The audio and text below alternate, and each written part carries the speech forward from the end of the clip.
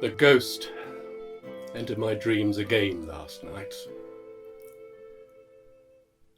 I dreamt I'd risen from my bed to wind up the old clock in the parlour. After setting the pendulum swinging, I glanced at the hour, and a ghastly human face seemed for a moment superimposed upon the brass face of the clock, silently mouthing some unfathomable words. It was the same ghost that has haunted me these past 23 years. It was Marlowe's ghost. Christopher Marlowe. Or Kit, to his friends. When I first arrived in London, he was the toast of the town. Back then it was enough just to walk in the shadow he cast. 1590. A fledgling actor, or so I thought myself. Nothing but an old leather bag across my back and a handful of poor scribblings in my pocket. I sought and soon discovered employment with the Admiral's men at the Shoreditch Playhouse. Well, I was mostly bored treading for the smaller roles at the time. You see, one has to inveigle oneself into the kinship of these playmen by degrees. Well, the world of the theatre is a very close-knit community. But it acquainted me with several men who were at the time of great influence. One of them being Edward Allen, the actor, or Ned, as he was to us. Born and weaned amongst the playhouse crowd. Well, born for such parts as Kit's Tamburlaine, Faustus, Tom Kidd's Hieronymo, and my own Mercutio. He played them all. Mostly for Kit's company, but later for the troupe that I eventually joined, the Lord Chamberlain's men. But in 1590 I was one of Philip Henslow's lackeys for the Admiral's troupe. Back then we'd often repair to the Unicorn on Bishopsgate. Sitting between a harlot's den and a bear pit, it had a certain colour and life about it, a wild, coarse reputation. It was there that Ned Allen first introduced me to Kit. On the very night that Henslow decided to give Thomas Kidd's The Spanish Tragedy another run. And Ned was to don Hieronymo's garb once more. Quarter of a century ago. Seems like the blink of an eye.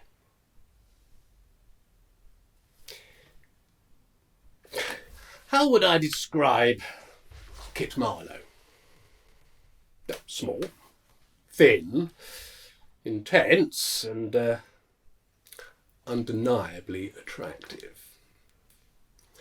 He had the whole world at his feet. But his swagger couldn't conceal a certain air of vulnerability. You see, he and Tom Kidd shared lodgings in Bishopsgate, just 2 streets away from my own squalid den. Well, Tom Kidd was a dour, waspish fellow, well, too old for his years, with the gloomy aspect of a clerical scholar. But these two were the men to know if I wished to learn the playwright's profession. See, I'd been hankering to meet Kit for 2 weeks, ever since I saw Tamburlaine. I mean, it was a complete escape from the old plays, from all their formulaic lines, all that posturing. Kit escaped the old need to slavishly rhyme each line with the next, but still retained rhythm and balance. And there was a certain beat that I thought clever. 5 drum beats to each sentence. Dum-de-dum, de-dum, de-dum, de-dum. I remember Kit explaining how he hit upon this 5-beat form. You see, the dramatic sentence, or the heroic line, must have harmony. Now, for harmony, we must have a sense of symmetry. Therefore, we must have an odd number of beats, well, rather than an even number which would introduce duality, thereby splitting the heroic line. Well, 3 beats would be too brief a sentence, 7 beats too cumbersome, losing all train of thought. 5 was the optimum. But there was much more than this to Tamburlaine. There was a power, a guts, even a certain cruelty. The pigs' bladders bursting with blood all over the stage, kings dethroned and cast into squalid prisons. Well, some branded it lewd and crude, and the master of the revels was known to dislike its whiff of the old faith. Still, he confused anything which wasn't achingly Protestant with the old faith. Tamburlaine was a count of a different faith, from a time when men knew there was such a thing. Well, I certainly didn't see any heresy in it.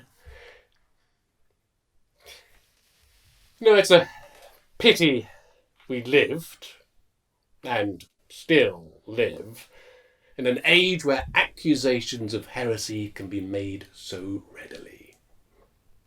Yeah. I sometimes think that all faiths, more than anything, are means to control men, to keep them in fear. I mean, if you brand your sworn enemy a heretic, you can justify any degree of barbarism. The trouble was, the public conflated the writer with the character. See, to them, Kit was Christopher Tamburlaine the heathen. And he knew full well that his very notoriety swelled the audience number. There was a magic to Tamburlaine, an audacity, intensity. The audience gasped and grinned even as they squirmed. Kit's lines conjured all the powers of heaven and earth and made them speak to every man. His next work was seen to be even more godless. Dr. Faustus, the sorcerer, who played the black arts to conjure Satan and all his armies from the gates of hell to satiate the earthly pleasures of the flesh. At the time, I lacked Kit's focus. See, I had too many notions which were ill-disciplined and incomplete. I'd made some vague notes for a play about the 6th Henry. The first night we met, Kit offered to take a look at them, and we soon repaired back to my rooms. Although he had, shall we say, another agenda. Well, I know it's difficult to believe, but I was also young and fresh-faced in those days. But it was far more than that. There was a meeting of minds. I mean, never before or since have I known anyone whose philosophy was so closely matched to my own. We both endeavoured, in our different ways, to strip away the distorting and tinted lenses which filter our perception. The lenses of convention, of ritual, of dogma, of precedent, of class, nationality and race, and even of language itself. Language, more than anything, can compromise our understanding. See, a limited vocabulary can only serve to reduce the world, to lump things together which belong apart, or to divide things which are really indivisible. But why do you think I felt the need to invent so many new words, or to find new uses for old ones? But our very desire to name and categorise can itself be reductive. After all, a rose by any other name would smell just as sweet. But every time we open our mouths, our words are but a compromise, a crude oversimplification of the true complexity of our thoughts. But if we can approach things indirectly through the metaphor and allegory in works of poetry and poetic prose, then we have a means of illuminating the truth of the world, of exposing its entire majesty. We weren't the only ones to explore these realms of philosophy, to think the unthinkable. Kit wanted to introduce me to some like-minded friends. Well, at first he didn't name names, but he told me the gatherings were known as the School of Night.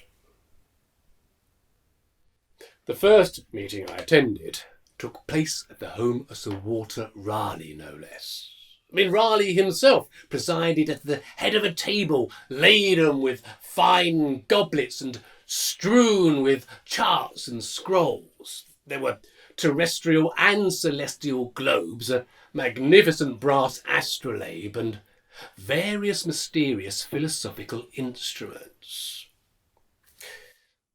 Also present that night was Kit's noble patron, the handsome Sir Thomas Walsingham, cousin to Her Majesty's Secretary of State, Sir Francis Walsingham. At the time, he was still the most powerful man in the land, but he was known to be ailing. There was a certain rumour about court that Lord Burleigh's son, the hunchbacked Sir Robert Cecil, would soon step into Walsingham's shoes. Cecil was hardly ever seen in public, a secretive behind-the-scenes man, but already he pulled many strings. Raleigh was suspicious of me at first. You see, he preferred to be consulted before newcomers were introduced into the society, especially as I hadn't been told of their good service to the crown.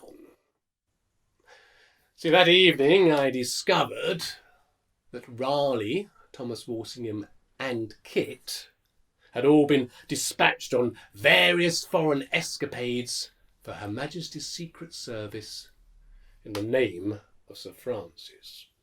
They'd been sent to spy on English Catholics who'd recently fled to the continent and learned of fledgling plots by the French and the Spaniards. It was a dangerous game for a few gold sovereigns, and once assigned to the service, you could never be free of it. So, if Sir Francis died, then Cecil would become Kit's employer. And while Sir Francis employed the black arts through necessity, Cecil would do so with pleasure. The School of Night's particular guest of honour that evening was Giordano Bruno. Metaphysician, natural philosopher, and heretic. So he had been smuggled into London amidst great secrecy. It was Signor Bruno's intention to explain his doctrine of pantheism. The doctrine that God is not a separate entity ruling the universe from his throne in heaven, rather than that God is what he called the conscious universe. I mean, after all, consciousness is the highest form of complexity, and what could be more complex than the entire universe, an intricate and infinitely connected system in which each part has some influence on every other part. Morality, for Bruno, was no more than a man-made quality. Well, the universe being indifferent to our lives, to our hopes, our fears, our joys, our sorrows. We are no more than mere cogs in a vast unfeeling machine, or ants in the dust.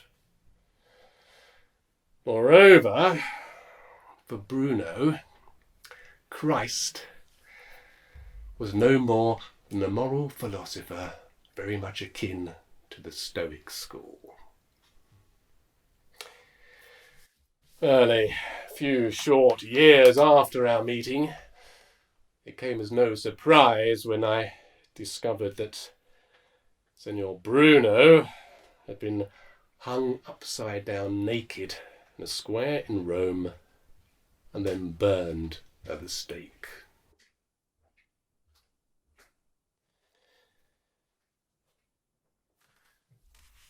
But Senor Bruno's presentation wasn't the only excitement that evening. Before he had a chance to finish, 2 constables arrived at the door and an official bearing the royal seal. I recall darting about like a headless chicken. And why were they here? What did they want? Would they arrest us all? Raleigh counselled calm, and Signor Bruno was taken to the bedchamber and hidden in a priest hall behind a major tapestry. The rest of us gave the appearance of a merry evening, too careless with the wine. Although Kit didn't need any play acting for that. It turned out there was to be no search. They merely brought a summons for Thomas Walsingham to turn to court, because his cousin, Sir Francis, had died that very evening. It was the end of an era, and his passing was very shortly to spell great danger for Kit. Kit was a surprising choice for an agent of the service. I mean, not exactly guarded in his manner. I mean to say he blabbered, especially in the taverns, which was much of the time. He liked to shock, to provoke, both in his utterings and in his plays. See, at the time, many Puritan preachers were declaiming the theatre in general and Marlowe's works in particular. They said that wherever he encouraged a questioning of the true faith, he gave succour to the government's enemies of the old faith. They implied that with Kit's words, he was twisting the knife into Her Majesty's heart little by little. I mean, these were dangerous times for England, and had been since the day Her Majesty was excommunicated by Rome. I mean, there's no doubt that to Cecil, Kit was a loose cannon. He was a lone wolf, when there were many other lone wolves who together could form a pack. So, Cecil began to draw in his net by fractions of degrees, and the cogs of the service were duly turned against Kit. I mean, Kit knew he was under scrutiny. A man called Baines was often seen eavesdropping at the Unicorn. See, he and Kit shared a nodding acquaintance at Cambridge. Little man with a little wit and a smaller imagination. Kit thought him of no consequence, but I counselled caution. And yet another dangerous man, Kit's former spy master, Robin Poley, had also been seen hanging around Kit's rooms and the Bishopsgate taverns. It worried me, and I advised Kit to draw back into the shadows a little. We were working together on our history of the 6th Henry at the time. I wasn't even sure I wanted my name on the playbill. It was enough for me just to see it performed. I had no desire to be the centre of attention or of scrutiny. But Kit demanded it. He wanted to shake the dull drudges and the complacent clerics from their lethargy, from their self-conceit, their appointed wisdom. Shaken bodily. They must be made to see an alternative point of view contrary to their own, even if it was an ugly, blood-stained truth. You see, Kit thought he was untouchable because of his connection with Raleigh. He thought they'd merely watch him, wag their fingers, but fall shy of anything more. Cecil's minions, Poley and Baines, were plotting against Kit. And there was a third man, Topcliffe, the torturer. Between them, they were building up a dossier of Kit's utterances. Some from his plays, but many overheard in the taverns. That Christ was a bastard and his mother dishonest. That if there be any good religion, then it's the Papists, because their service of God is done with more theatre and pretty ceremony. That all Protestants are hypocritical asses. And that all those who love not tobacco and boys are fools. I did like that one. It's a wonder they didn't act against Kit sooner. But no doubt Cecil didn't want to create a bleeding martyr. See, he had to find a way which was recognisable to other subversive elements as a warning, but also would be convincing and plausible to the people. So gradually, they garnered their evidence against him.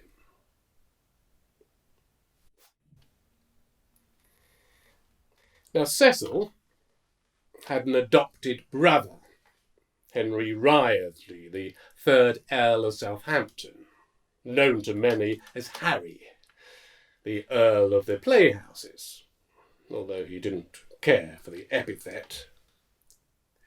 Now, Harry was a close friend of Thomas Walsingham, Kit's noble patron, and more besides. So I didn't know this at the time, but it seems that through Harry, Cecil made the acquaintance of Thomas and found that he had a hold over Thomas.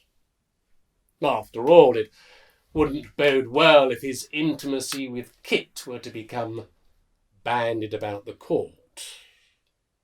Vague rumours and gossip can so often turn into more tangible threats. So, Thomas was forced to supply information to Cecil on Kit's state of mind, and particularly onto where his writings were leading. At the time, Kit was writing his history of the 2nd Edward, his loss of the crown, his unnatural acts, and the grotesque manner of his dispatch. To Cecil, this will be a flagrant display of his removal by violence and murder of God's anointed on earth. So, Thomas became Cecil's eyes on Kit, and in turn, Harry was to play a similar role when I became the focus of Cecil's scrutiny. I wasn't aware until many years later that it was Cecil who charged Harry to take me under his wing. He knew that I would find his charms and his purse quite irresistible. But in any event, a poet could do nothing without a patron. Well, to be a playwright is the food on the table. But poetry, that is the food of the gods. And remember, there was another reason we sought to entwine ourselves with a noble patron. It procured for the poet a degree of protection. Although in Kit's case, Walsingham's patronage would have quite the opposite effect.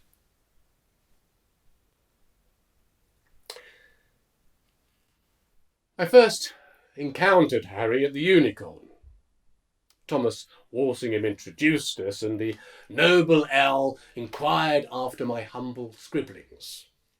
Well, I told him my intention to cover afresh the whole saga of the Wars of the Roses. But Harry was more interested in my poetry, which had always been my greater ambition. So I recited to him my first attempt at a poem, the tragic tale of Venus and Adonis. But hers, through which the crystal tears gave light, shone like the moon on water seen by night. It was as yet half-formed and crude, but Harry seemed impressed. I offered to dedicate to him a more polished version, and he in turn suggested that his connections could be of use to me. Kit was envious.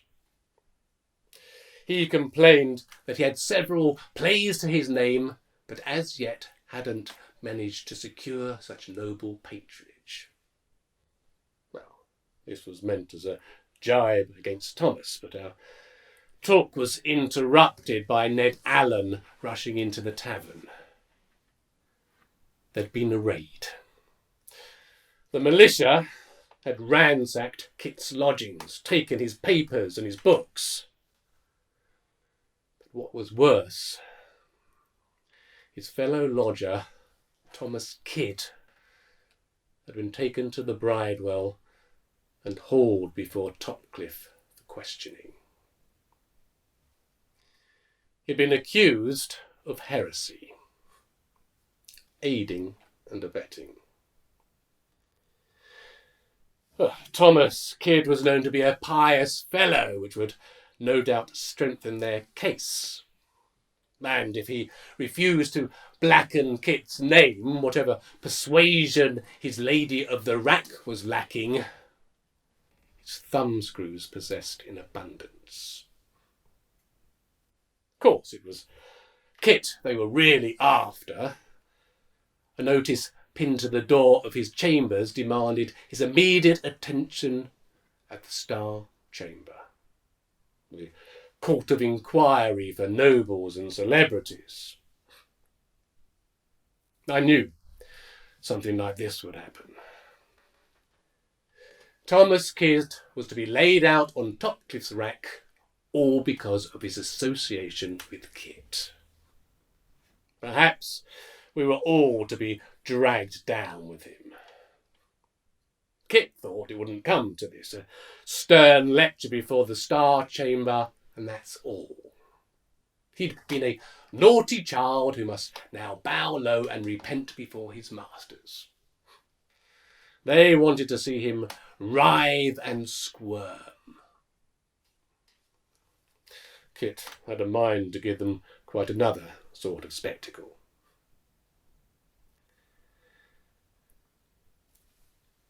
Poor Tom Kidd did indeed receive Topcliffe's ministrations with the rack and the thumbscrews. He was forced to sign a confession to the effect that Kit would regularly blaspheme and jest at the divine scriptures, jibe at prayers, contradict what had been written by the prophets, and assert that anything thought to be done by divine power might just as well have been done by man, and more besides. Despite his testimony, poor Tom Kidd paid a price. He would write no more. No more thumbs, so no more plays. For Kit, the Star Chamber seemed the apt place to give a star performance. No one stood in his defence. Neither Raleigh nor Walsingham nor any of the other esteemed members of the School of Night. He had the stage entirely to himself. He was released on bail on charges of blasphemy and treason. Released, he thought, because he had his protectors. I wasn't so sure that the shelter of Raleigh's cloak offered any kind of protection. After all, Walsingham's patronage didn't keep him from arrest. First a whiff of scandal attaching itself to his noble arse, and he disappeared back to his country seat. So, not only was Kit a free man, but he also received a summons to meet with his former spy master, Robin Poley, at Deptford. Kit thought that if he was to work as an agent again, it was clear he'd been forgiven. But it seemed strange to me. I mean, one moment they're hauling him before the Star Chamber, the next they're welcoming him back into the fold. Why would they send someone they branded the Papists' ally to spy for their Protestants' cause? And there was no reason to suppose that Cecil looked upon Kit at all favourably. I mean, he was certainly behind Tom Kidd's torture and Kit's arrest. And with Poley, nothing was ever quite as it seemed.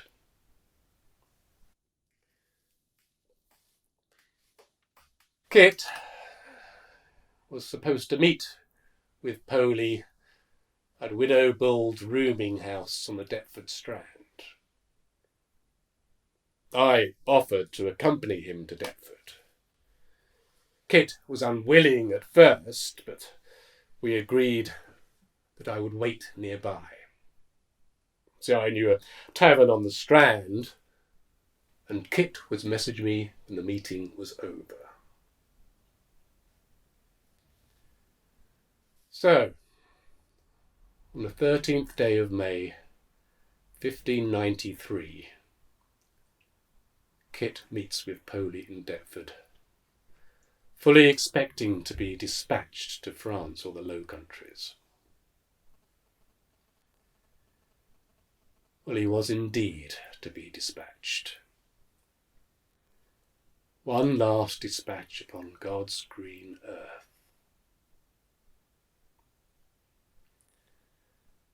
I don't know what really transpired inside that rooming house, or even if there were others present. But I'm sure Poley was the one to do the deed. The full might of Her Majesty's crown and all her exalted intelligences had no better target and the son of a Canterbury cobbler who merely wrote of the world.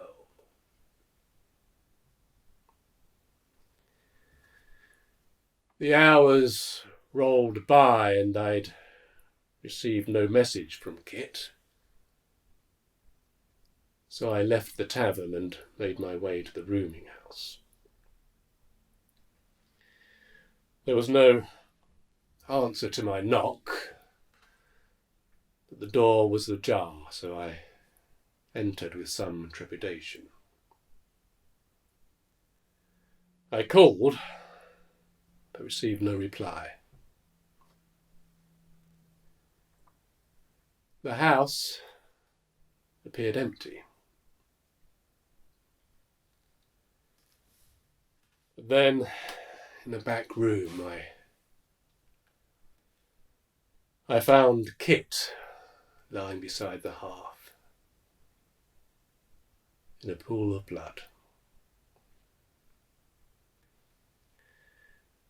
I took him in my arms, but he was cold. There was no breath of life.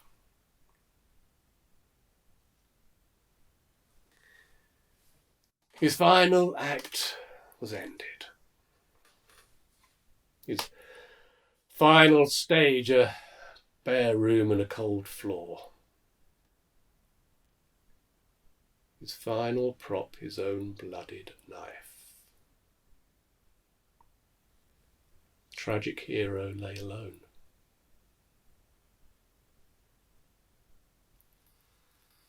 I was inconsolable, but it wouldn't do to be found at the scene of the crime, so I had enough presence of mind to make a swift exit, and I went back to my lodgings to grieve alone. I made a vow that day.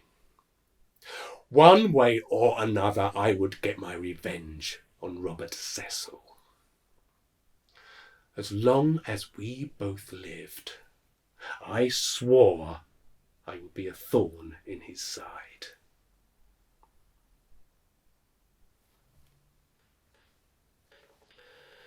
Of course, Kit wasn't the only playwright who suffered at the hands of the authorities. We now know about Thomas Kidd. There was also Decker, Turner, Ben Jonson and others. They all served time for their art at Her Majesty's pleasure. Of course, I was more cautious than Kit and the others. Oh, but the criticism and ridicule are still there, if you look deep enough. Only more closely veiled. I think of it, my kings are seldom paragons of virtue. They're weak, corrupt, blind, decadent, or murderously ambitious. I mean, think of my two Richards, of Lear, Julius Caesar. Think of Titus Andronicus, Coriolanus, and Macbeth. More often than not, in my plays, the attainment of royal power was more of a curse than a blessing. In like Kit's Edward II, I portrayed a fallen crown and a usurper taking control of the kingdom. There was more of a shade of Kit's Mortimer in my own Henry Bolingbroke. I know these depictions outraged Robert Cecil. You see, Kit was murdered as a subtle warning to the playhouse fraternity, and I responded with equal subtlety. Sometimes I would get in a dig at Cecil directly. Why do you think I made my murderous third Richard a hunchback like Robert Cecil? And my advice in Hamlet, from the foolish and pompous Polonius to his son, were almost a direct quotation from Lord Burleigh to his own son, Robert Cecil. You may recall that his words were published, pompous affectation in itself.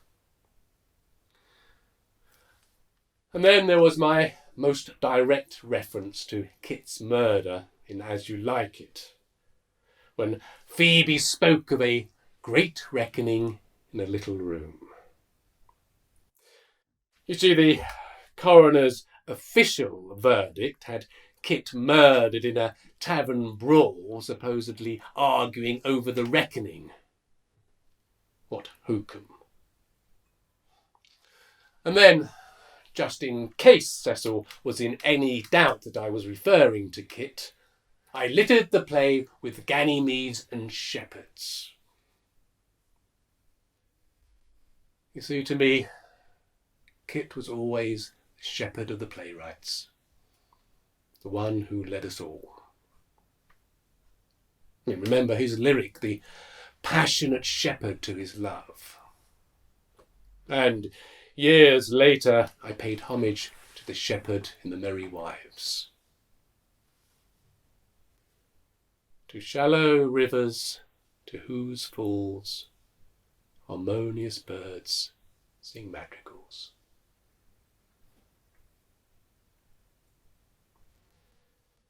I'm often asked why I suddenly retired from my life as a playwright at the tender age of 47. Well, the answer's simple enough. When Cecil died 3 years ago, my motivation to be a constant source of irritation died with him.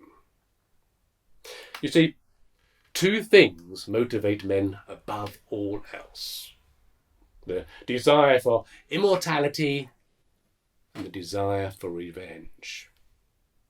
Well, in my work, I satiated both desires, but the second was far stronger. So, when I learned of Cecil's death, it seemed like the apt time for this old man to put down his quill, and within weeks I returned here to Stratford. Perhaps I've said enough.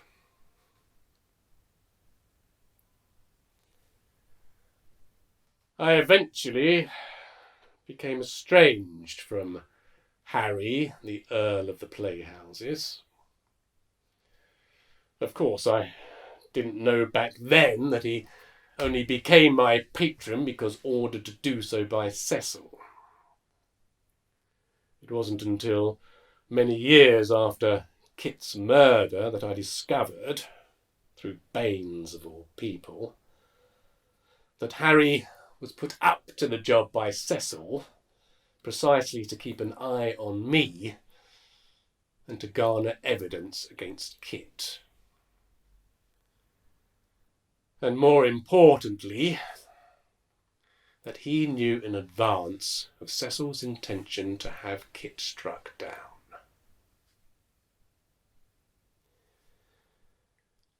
When I learned of this, it was a huge blow to me. Then I vowed to put distance between us. We haven't spoken in more than 2 decades. Persistent clamour of uncomfortable truths. Kit taught me that lesson well. There are those who ask why I seemed reluctant to take credit for my plays. Well, Cecil clearly knew how I felt, and there was much to be gained in stepping back from the limelight. You see, if I, like Kit, ever had to stand up in the Star Chamber, I could always emphasise my role as an actor-manager and downplay my role as a playwright. I mean, after all, amongst the company, there was an element of collaboration with many of the plays. I mean, Cecil could hardly confine a whole theatre company to the Tower, as much as he'd have liked to. And all of the plays, with the exception of The Tempest, were based on preceding works to a greater or lesser degree. So would my forerunners, named and nameless, also shoulder some of the blame? By keeping my name off the playbill, it was a means of avoiding responsibility and recriminations, should the need arise. Well, my final tale is told. And perhaps you're asking yourself if my relationship with Kit was ever more than just friendship. Although there should be no just about it. The loyal friendship is the noblest of human bonds. Let me answer it this way. After his murder, I dedicated an epic poem to Kit, The Rape of Ganymede. But it remains unpublished to this day. See, in this work I lay Kit and myself too bare for any public scrutiny. The world doesn't need to know the details of our special bond, or indeed that we knew each other at all. You know it all now, but for most, the truth will remain forever shrouded in the mist of time.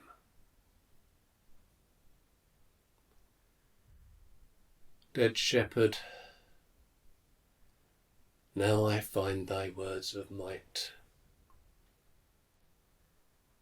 Whoever loved that loved not at first sight.